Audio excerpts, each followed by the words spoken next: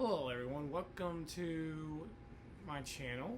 This is going to be my first uploaded video on my home's channel. Today I'm going to go over one of my games that I actually live streamed in the in the North Carolina tournament. It was against Aiden or Adrian. It's hard to say his name, especially his last name. He's essentially from Ukraine, one of Vadim Lapin's friends. Very nice gentleman. I've rarely seen him. He's one of the newer guys, I guess you would say, because he hasn't lived in the United States for too long. But he's a great guy. Pretty much all the checker guys are good guys. But anyway, so for this game, you're gonna. I guess I would probably want to show it from White's perspective because I was White and Adrian was Red, and we played this is a 3-move style tournament. So the first 3 moves are balloted as such. It's there's a world championship match that is called Goji Please Checkers, or like most people call it, just regular freestyle checkers. And usually it's, normal games. So the opening we drew up in this 3-move style tournament is called the Copycats version, excuse me. And how it goes is it's 10-15, 23-18, 12-16. Now, people sometimes don't play the copycat variation for good reason. It can be very complicated, and I need to figure out how to get rid of that. And people will sometimes just go there right away, 24-20, or I've even seen this before with 26-23. They're all solid moves, but I still think 21-17 is the best way to complicate matters. It's by far my favorite move, but these are all reasonable moves for sure. So I go 21-17, and then he ended up going 9-13 standard. I followed up at 24-20, just copying his moves.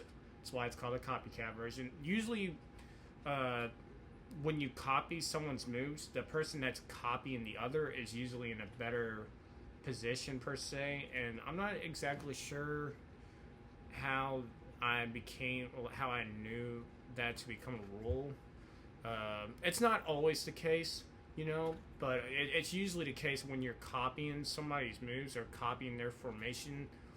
When you're going second, it's an advantage for you, which is really weird because usually you want to go first, but this is still perfectly fine for both sides. So he ended up going 8-12, and then I ended up going 25-21. Now here, there's different moves here. I believe 17 or 16-19 or 6-9 is okay, but he ended up going 6-10, which I'm pretty positive that this loses.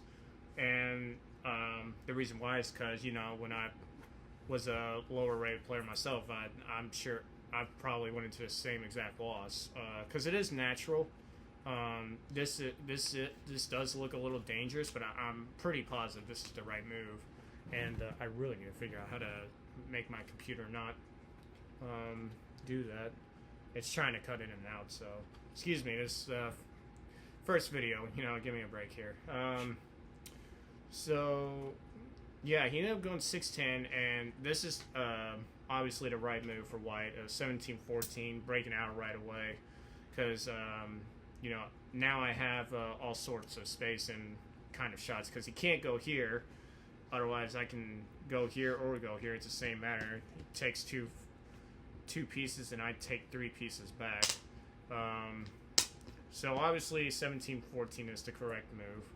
And then, so what he does do, instead of 1-6, he goes 2-6. And this is when it already is looking bad, because this is what we call an elbow. Let's get rid of this piece. So this is an elbow right here when you're just very cramped, and you don't have like any backup space. Like at least with my elbow right here, he's not even at this point, and I have a backup space. He doesn't have a backup piece right here to support this elbow, and I started to realize that this already has to be bad for him, and which is true because he's already in a loss. Now, the correct move here is 26-23, which I did consider. I wasn't exactly sure how much it mattered, but it does matter here. But this is still winning for me because I ended up going 27-23. The reason why I didn't go 26-23, I couldn't remember the exact reason why. I just felt this. I mean, just based off first instinct, this just looks a little weird to me. It's, obviously it still looks powerful, but this just seemed too natural to pass up on, with everything, all my pieces in the center, and, all these, even if they try to crunch me up, which is his best move. He, everything's supported, so, he did end up going 6-9. Now I talked to him after the game. He said he thought he was fine here, which I didn't think so. And I pulled off a weird but a really good move, and definitely supported by a computer, which is 29-25. Now the reason why this is so weird is because there's, this looks a little scary with him going into the king, and me being on all types of different shots. But I calculated to where, none of this was very good for him. Let's say he he does this piece, does this shot right here. If he goes this way, I don't think that's anything at all, because now after I go into king, he's the one that's trapped, and he's got to let me let my king come out, and his king over here can't even move because my piece is right there. So his king is trapped. So that's no good. That's obviously no good for him. And if he, let me pull this back a little bit. And if he goes this way, then I actually just steal a piece. So if I jump, or he jumps, I jump, and now I'm just getting a piece. So it's not that good for him when you actually calculate it. At first, it's a little scary to do, but once you calculate, you realize you can do it. And so let me back that up one more time. Go on to the next move.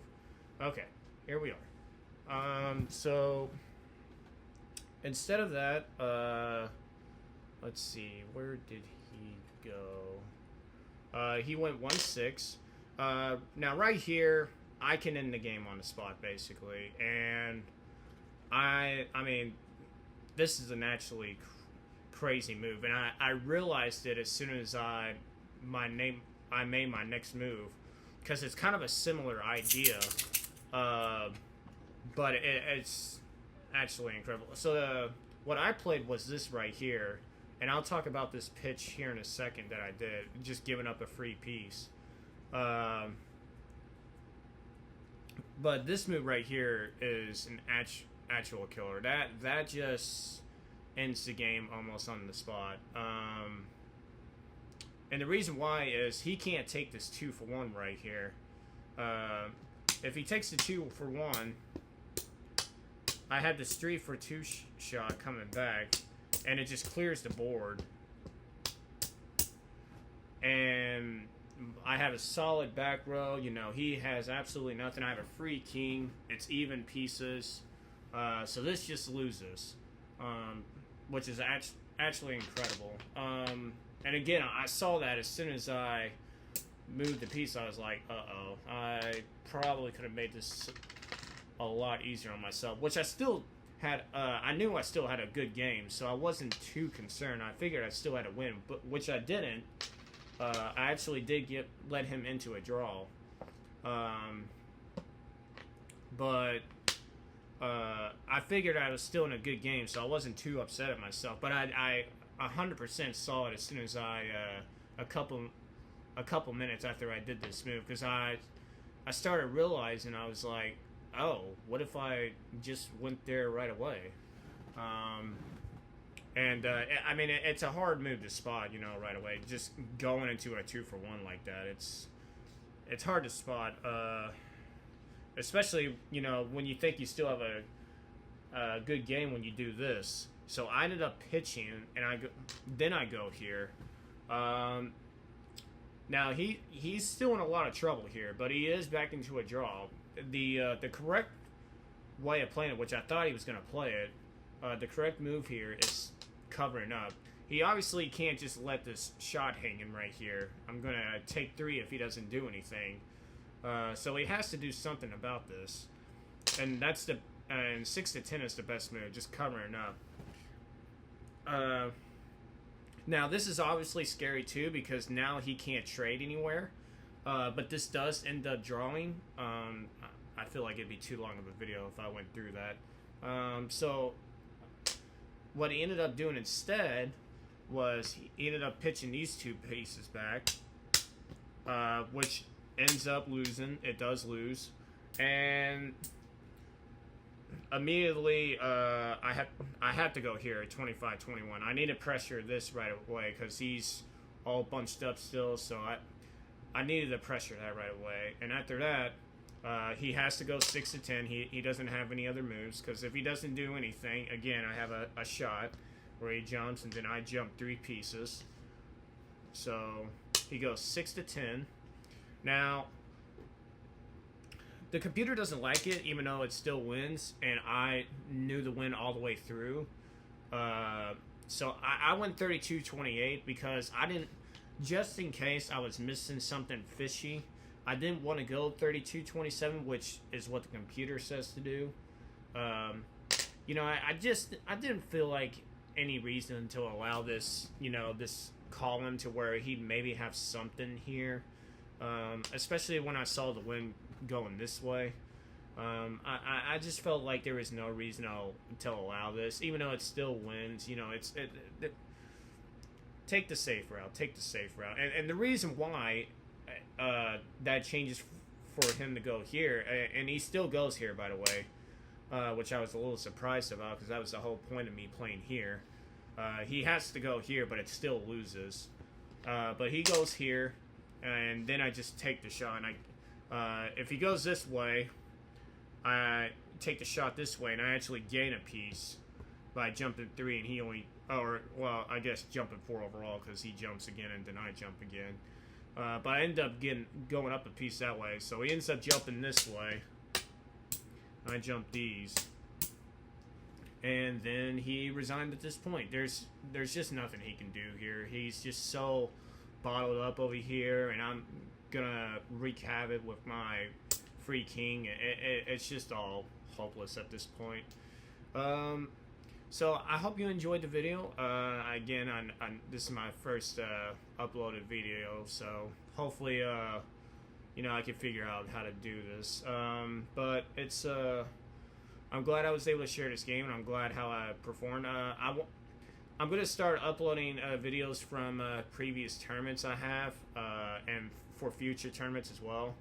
I have there's an international USA versus Italy match starting next week, and I actually will be live streaming the games I don't play on my Twitch channel and actually commentating him. And I will also I will try to upload videos in my hotel room while I'm down in Vidor, Texas, as it's called, to try to talk over about all the games in summary. And I can't go into details on every single game. That'd be too long of a video. But I'll definitely go over the main games, and at least try to go through the decisive games as much as possible. So that would be great. Other than that, hope to see you all soon. Thanks.